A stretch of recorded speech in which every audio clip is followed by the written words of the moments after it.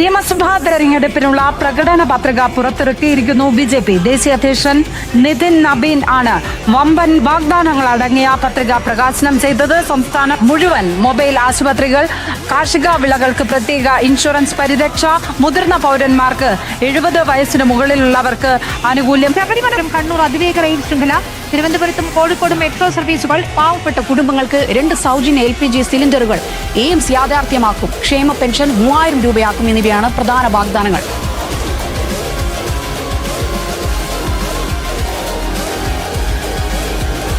നാടിനെ നന്നാക്കാൻ മാത്രമല്ല, നാടിനെ ട്രാൻസ്ഫോം ചെയ്യാൻ പോകുന്ന ഒരു മാർഗരേഖയാണ് BJP NDA മുമ്പോട്ട് വെക്കുന്നത്. തിരുവനന്തപുരത്തും കോഴിക്കോടും മെട്രോ വരും, high speed rail link Thiruvananthapuram to Kannur, passenger only high speed rail link, അതൊരു എലിവേറ്റഡ് റെയിൽ ലിങ്ക് ആയിരിക്കും. നമ്മുടെ എക്സിസ്റ്റിംഗ് റെയിൽ നെറ്റ്വർക്കിന് വളരെ ശക്തമാക്കും.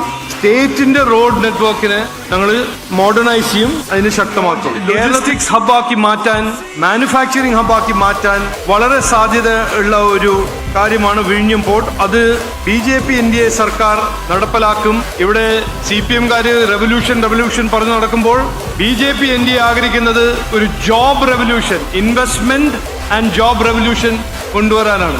3-4 ദിവസം മുമ്പേ ഒരു യോഗത്തിൽ ആരോ മുഖ്യമന്ത്രിയോട് ചോദിച്ചപ്പോൾ, എന്തോ ഒരു ചോദ്യം ചോദിച്ചപ്പോൾ മുഖ്യമന്ത്രി പറഞ്ഞു, നിങ്ങൾ വീട്ടിൽ പോയി ചോദിച്ചാൽ മതി. അതല്ല നമ്മൾ വേണ്ടത്. നമ്മൾക്ക് വേണ്ടത് റെസ്പോൺസീവ് ട്രാൻസ്പെറന്റ് ഗവർണൻസ് ആണ്, ജനങ്ങളുടെ ജന്മാവകാശം. 2 ദിവസം മുമ്പേ നമ്മുടെ രാഹുൽ ഗാന്ധിജി പറഞ്ഞു, BJP ശബരിമല ഇഷ്യൂവിനെ ഉയർത്തിപ്പിടിക്കുന്നില്ല. ഞങ്ങളുടെ മാനിഫെസ്റ്റോയിൽ കൃത്യമായി ഞങ്ങൾ പറയുന്നു, ഇത് നരേന്ദ്രമോദിജി കൊച്ചിയിൽ വന്ന് പറഞ്ഞ കാര്യമാണ്.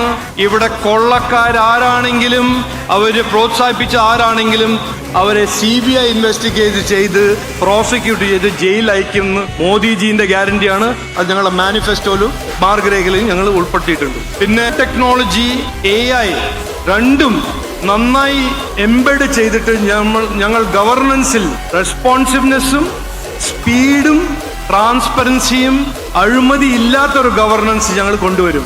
AI ഇതിന്റെ ഒരു മുഖ്യ ടൂളാക്കി ജനങ്ങൾക്കൊരു ട്രാൻസ്പെറൻസിയും കറപ്ഷൻ ഫ്രീ ഗവർണൻസ് ഞങ്ങൾ കൊണ്ടുവരും.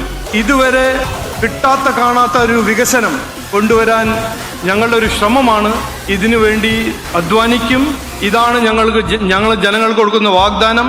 ഞങ്ങൾക്കൊരു അവസരം കിട്ടിയാൽ ഇത് ഞങ്ങൾ നടപ്പിലാക്കി തരും എന്ന് ഞാൻ പറയാൻ ആഗ്രഹിക്കുന്നു.